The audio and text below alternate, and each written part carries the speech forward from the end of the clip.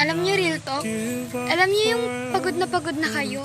Pagod na kayo sa buhay niyo, pagod na kayo sa mga problemang dumadating, pagod na kayong umiyak, pagod na kayong masaktan, pagod na kayo sa lahat-lahat.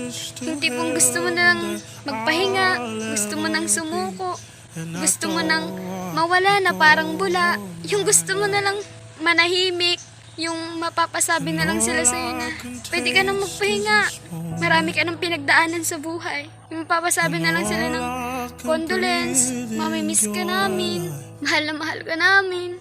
Yung gusto mo na lang mangyari, matulog na lang. Yung matulog ka na lang habang buhay, para hindi mo na maramdaman yung sakit, para wala nang problemang dumating. Kasi baka sakali pag wala na ako, wala na akong problema, wala na akong mabigat na dadalhin, hindi na ako iiyak, mamamahinga na lang ako. Kasi pagod na pagod.